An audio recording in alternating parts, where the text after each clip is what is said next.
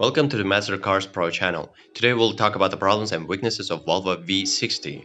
Volvo has been busy injecting some much needed style into its cars in recent years, but this has sometimes come at the expense of overall practicality. Take the previous V60 Estate, which wasn't much better than a family hatchback in terms of boot capacity. However, this generation of V60 is much better in this regard, and thanks to a more premium interior, it takes another US estate rivals such as the Mercedes-Benz C-Class estate, Audi A4 Avant, and BMW 3 Series Touring.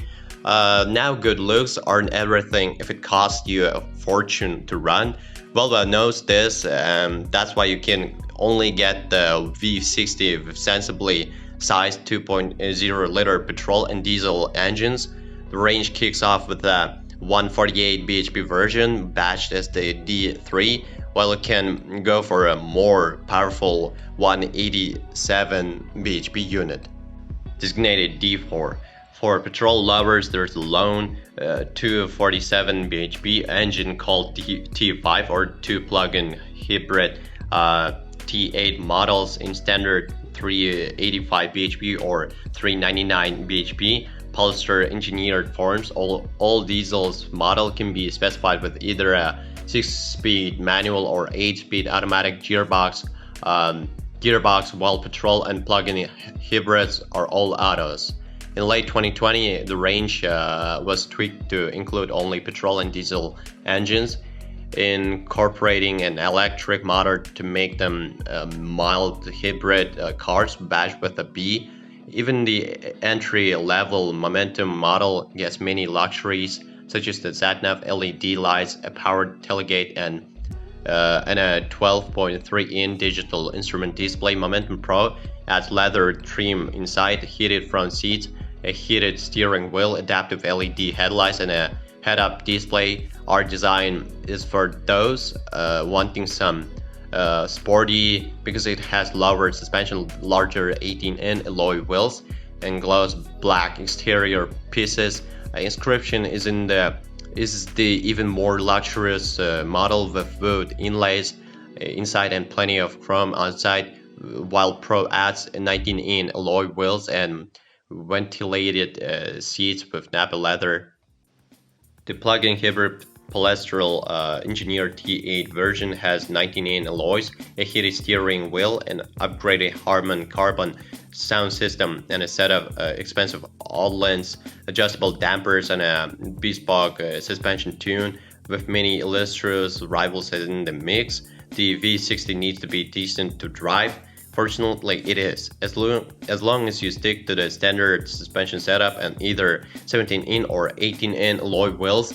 It strikes a great balance between ride comfort and precise handling. Larger 19-inch wheels are best paired with the sportier suspension of our design models, because the adaptive dampers fitted to some V60s can cope with vertical movements very well, despite weighing some 300 kg more than the regular V60. The T8 hybrid, particularly in Polestar engineered form, doesn't lose its composure over rough, bumpy roads, and is actually rather agile.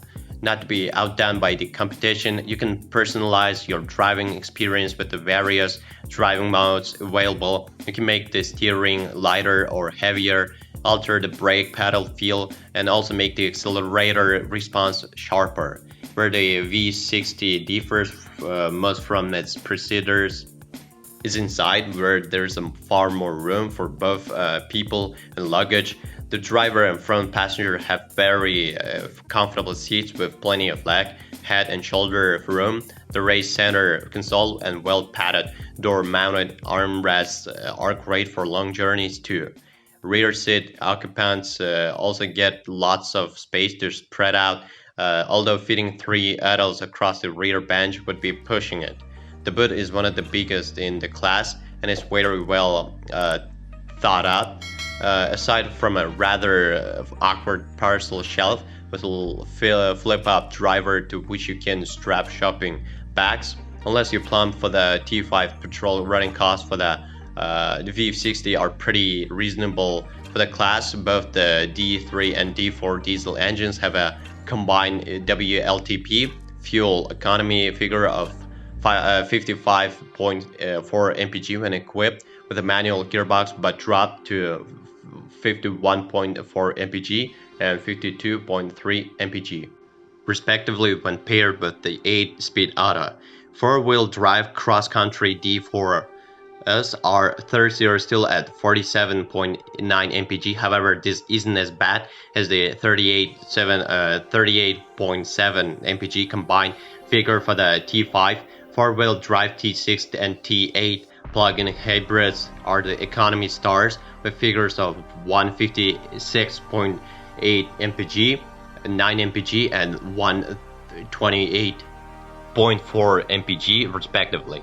That'll rely on you regularly charging them and taking advantage of the 30-mile electric-only range both these models provide. Volvo's servicing certainly isn't the cheapest around, but you can spread the cost with a monthly service plan. The cheapest V60 to insure is the D3 diesel, which is in group 25, while the D4 is in the 31, and a T5 petrol is in group 31, and the plug-in hybrid T and 42. On the whole, the V60 sits in a higher insurance groups than the Audi A4 Avant and could cost you more per year to insure. Look out for any bodywork damage such as the dents and scratches. Make sure the bumpers don't have any scrapes, because they can't always be repaired and replacements are expensive. Make sure that the alloy wheels haven't been curved, because not only can they be costly to repair, they also might be hiding some more serious suspension alignment issues. Volvo offers some light colored trim options that might start to look grubby if not kept clean. A problem was found with the Vehicle Connectivity Module VCM that sends location information to the emergency service after a collision. It applies to cars constructed between September 26, 2018 and between September 26, 2018 and 30 October 2018. Any Volvo dealer should be able to perform a software update to fix the issue. There could be a problem with loose nuts and screws on the rear suspension of V60s made between September 25, 2018 and April 1, 2019. Contact your local dealer because they will able to tell you if your car is affected. If it is, the bolts will be checked for tightness and replaced if necessary. The AEB system, which is supposed to apply the brakes when the forward collision sensors detect an imminent collision, might not actually do so. A software update is all that is required to sort the issue, and it applies to V60, S90, V90, XS40, XS 60 and XC90 models built after January 21st, 2019. The fix can be completed by any Volvo dealer, and owners should have been contacted regarding this. However, you can also speak with your local retailer for further information. An issue has been found with the installation of a part of the supplementary restraint system fitted to V60 made between 10 to 22 September 2020. Find out if your car is affected by this, because it'll need to be checked over by a technician at a Volvo dealer if it is. The present V60 is a little too new to have been included in our most recent reliability survey. Volvo as a manufacturer ranked 16th in the most recent What Car Reliability survey out of 31 brands. The diesel models make the most sense for the majority of people in terms of which engine to go for. There isn't a huge amount of price difference between the lesser D4 and more powerful D3 and D4, and running costs are similar, so you might as well go for the latter and enjoy the extra performance. Momentum trim is very well specified, but we just seeking out Momentum Pro because you get a bit more kit for similar money. Would also suggest finding a V60 equipped with all the IntelliSify surround system, which adds blind spot monitoring and rear cross traffic alert. Despite having a slightly smaller boot than the Volvo V60, the Audi A4 Avant has a more flexible layout thanks to standard 40-20-40 split rear seatbacks, and there are also more engine options available, particularly on the petrol side. It's about to be replaced with an all-new model, but the BMW 3 Series Touring is a fine driving estate car.